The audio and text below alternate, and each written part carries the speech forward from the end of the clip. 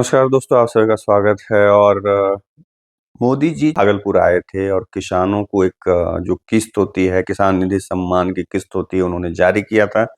और उनके जाने के बाद एक सर्किट हाउस में एनडीए के कुछ बड़े नेताओं के, स्टेट प्रदेश लेवल के या भाजपा के कुछ मंत्री, केंद्रीय मंत्री हों, प्रदेश के उप मुख्यमंत्री सम्राट चौधरी हों, इन लोगों का एक वीडियो वायरल हुआ, एक वीडियो क्लिप वायरल हुआ, जिसमें ये लोग कहते हुए सुने जा रहे हैं कि भाई, कह रहे हैं सम्राट चौधरी कि हम लोग तेजस्वी यादव पे बयान देते हैं तो हम लोगों को नुकसान होता है, लेकिन लालू यादव पे हम लोग बयान देते हैं तो हम लोगों को फायदा होता है।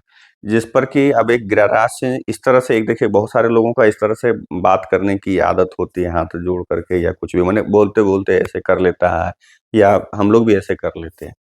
तो कुछ लोगों ने तो उसको ये किया कि वो माफी मांग रहे हैं, बट ऐसा कुछ नहीं था। लेकिन मैं इससे हट कर करके दूसरे चीज पे जाना चाह रहा हूँ कि आखिर भारतीय जनता पार्टी, जदयू या एनडीए की हम बात कर लें पूरी, कि भाई अभी भी लालू का ही खौफ क्यों दिखाना है?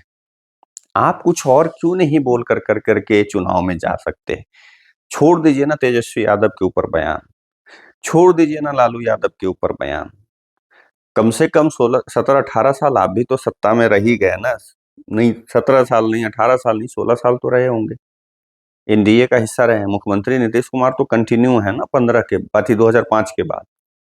तो आप लोगों को अभी भी लालू यादव की जंगल राज को ही याद दिलाना, ये बिल्कुल सही बात है जो नीतीश जी बोलते हैं या भारतीय जनता पार्टी कोई भी बोले, क्योंकि हम लोगों ने भी वो फेस किया है वो दौर।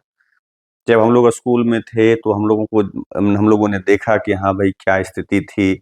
उस समय सड़कें नहीं थी, उस समय शाम क्या, छोड़ दीजिए, 2 3 बजे के बाद कोई बाहर नहीं जा सकता था, सुदूर इलाके में डर लगता था। हमेशा मर्डर होना, नरसंहार होना, डकैती होना, अपहरण होना, ये आम बात थी उस समय लालू यादव के शासन में। जब तक यादव की सरकार रही, बिजली नहीं थी, सड़क नहीं था, लोगों को पेमेंट टाइम पे नहीं मिलता था जैसे मिलता है, मतलब जो कर्मचारी, सरकारी कर्मचारी हैं, उनको समय ससमय जो है नहीं मिलता था। मेरे खुद पिताजी अब इस दुनिया में नहीं रहे इस 20 जनवरी को, लेकिन मेरे पिताजी खुद एक स्वास्थ्य विभाग में मतलब क्लर्क थे, हेड क्लर्क थे। उनको मैंने देखा था कि भाई मतलब उससे उनसे पता चलता था कि साल, एक एक साल तक सैलरी नहीं मिलती थी। इस स्थिति से हम लोग गुजरे उस समय। कैसे कैसे कर करके आप सोचे कि जीवन यापन होता होगा, जो नौकरी पेशा होगा उस समय। उस समय की बात है जब ये सब होते थे, तो लोग नौकरी पेशा को हे दृष्टि से देखते थे। आज जो है ना, नौकरी वाले को ढूंढ कर करके लोग शादी बच्चियों की करने निकलते हैं तो नौकरी वाला ढूंढता है, लेकिन उस समय नौकरी वाले को हे दृष्टि से देखता था, और जिसके पास खेत है उसको ही पसंद करते थे लोग। ये 90 की दशक की बात कर रहा हूँ मैं। उसके पहले तो छोड़ दीजिए, 90 की दशक तक, उस समय तक ये मानसिकता थी, 2005 के पहले तक की ये मानसिकता थी। नीतीश जी के आने के बाद ये सारी मानसिकताएं चेंज हुई, बहुत बदलाव हुआ, इसमें कहीं कोई दो राय नहीं। बहुत सारी चीजें हुई। मैं तो कह रहा हूँ कि बहुत सारा विकास है, मतलब थोड़ा बहुत नहीं, अच्छा खासा विकास हुआ। तो उस विकास के नाम पर वोट मांगने जाइए ना। आपने जो इतने सालों में जो जो काम किए, आपके केंद्र सरकार भी पिछले 10 11 सालों से आपकी सरकार है, 10 11 साल से, आप उनकी उपलब्धियों को बताइए। नीतीश जी इतने 2005 से लेकर के उन्होंने जितने काम किए, अगर आप उनको सही तरीके से जनता के बीच में जाकर पहुंचा देंगे, तो ऐसे भी जनता को क्योंकि पता है। लेकिन जनता भी अब इन सब बातों से उब गई है कि बार बार लालू जी का खौफ दिखाएंगे। लालू जी अब उस स्थिति में हैं भी नहीं। हाँ, ये अलग बात है कि तेजस्वी यादव जैसे ही उप मुख्यमंत्री बनते हैं, वो सत्ता के भागीदार बनते हैं, तो बहुत कुछ देखने को मिल जाता है, ये मैं मानता हूँ। लेकिन मेरा यही मानना है कि जब आप चुनाव में जा रहे हैं, अब एनडीए है, एनडीए के लोग अपनी विकास, जो कहते हैं कि हम विकास की बात करते हैं, तो विकास की बातों पर जा कर करके चुनाव में वोट मांगना चाहिए। ये रणनीति बनाना कि हम लालू जी पर बोलेंगे तो हमें फायदा होगा, तेजस्वी यादव के ऊपर बोलेंगे तो हमें नुकसान होगा, ये सब बेकार की बात है। आप बात कीजिए कि हाँ भाई ठीक है, जैसे मुख्यमंत्री जी कहते हैं कि 2005 पहले, 5 के पहले क्या था। बिल्कुल सही है, मुख्यमंत्री जी वो याद दिलाते हैं, लेकिन अब इन लोगों को दिलाना चाहिए, याद दिलाना चाहिए कि भाई 2005 के बाद हमने क्या किया।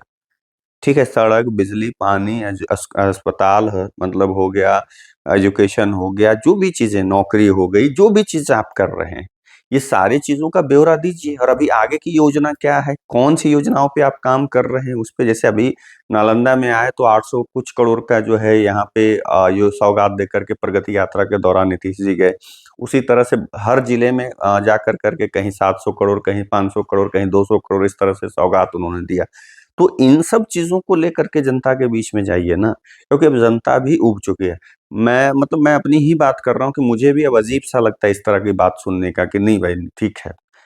मानता हूँ कि जनता को भी समझना चाहिए कि हाँ, क्या है, सही-गलत का निर्णय लेना चाहिए, लेकिन इसका मतलब ये नहीं कि हमेशा आप किसी चीज़ का जैसे अगर देखें कांग्रेसियों को देखें या विपक्ष को देखें कि वो पहले क्या था कि धर्म के नाम पर डराते थे कि भाजपा आ जाएगी तो मुस्लिमों के साथ वो कर देगी, ये कर देगी, इस तरह की बातें करते थे।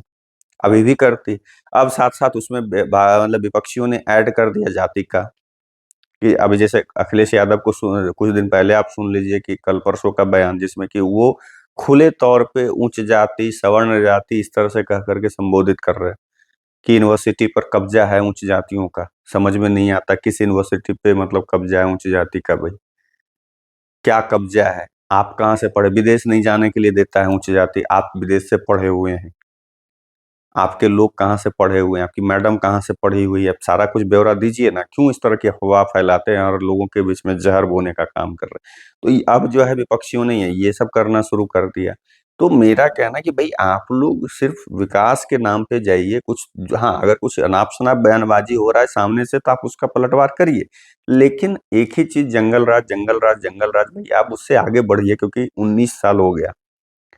19 साल, 20 साल हो गया अब 20 सालों में बहुत सारी चीज़ें बदल चुकी हैं।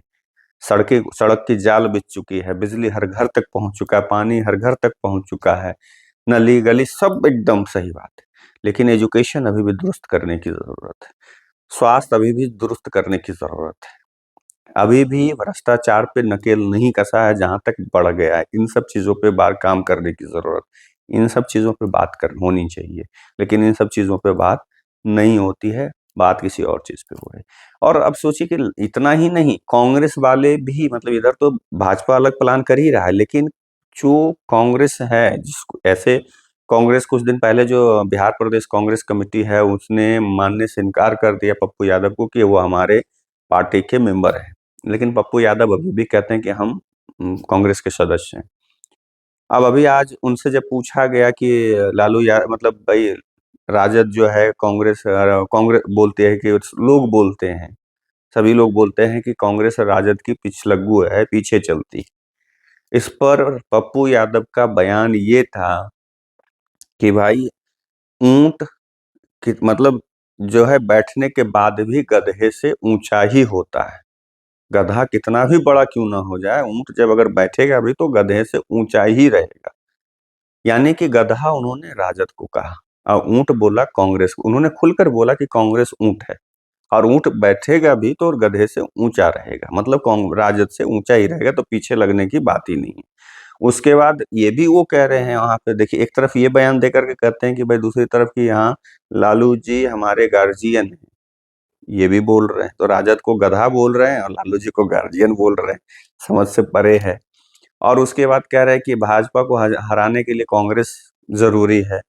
पूरे देश में क्या स्थिति है, सभी जगह देख लीजिए कांग्रेस जहाँ पे भी जवाबदेही लेती है, वहाँ पे फेल होती है। ये सारे उसके गठबंधन के लोग भी जानते हैं, सारे दल और नेता भी। और जहाँ पे दूसरे क्षेत्रीय दल को मौका मिलता है, वो अच्छा प्रदर्शन करती है। तो ये पप्पू यादव भूल जाते हैं, इनको पप्पू यादव के लिए वही बात हो जाती है कि न 3 में है, न 13 में है और अब्दुल्ला शादी में वाला क्या है ना, बेगाने शादी में अब्दुल्ला दीवाना, ये कहावत चरितार्थ उनके ऊपर होती है। खैर, चलिए लेकिन यहाँ पे एनडीए को फिर से मैं बोल रहा हूँ कि सोचना चाहिए, विकास के ऊपर आपको बाहर जाना चाहिए चुनाव में। ये सब छोड़िए, अब कुछ नई चीज़ें लेकर के आइए। अगर कुछ हमलावर होता है भई विपक्ष यानी राजद अगर कुछ ऐसी बयानबाज़ी करती है तो उसको आईना दिखाने की ज़रूरत है। लेकिन इस तरह से प्लानिंग करना कि हम ये बोलेंगे, ये नहीं बोलेंगे, इस पर बोलेंगे, इस पे नहीं बोलेंगे, ये शोभा नहीं देता। और ये भी सोचने वाली बात है एनडीए के लिए और भाजपा के लिए ख़ास कर के कि भाई मेरे आपके बीच में बैठा हुआ कौन था जो वीडियो बना के वायरल कर दिया? उसको पकड़िए कि कौन था? आपके अंदर जो भी बातें तो अंदरूनी कमरे में बहुत तरह की बातें होती हैं, लेकिन इस तरह के बयान आप जब दे रहे थे, रिकॉर्डिंग कौन कर रहा था और वायरल कौन कर दिया? खैर जो भी है, चलिए आप लोगों से विदा लेता हूँ, दूसरे वीडियो में मिले तब तक के लिए नमस्कार।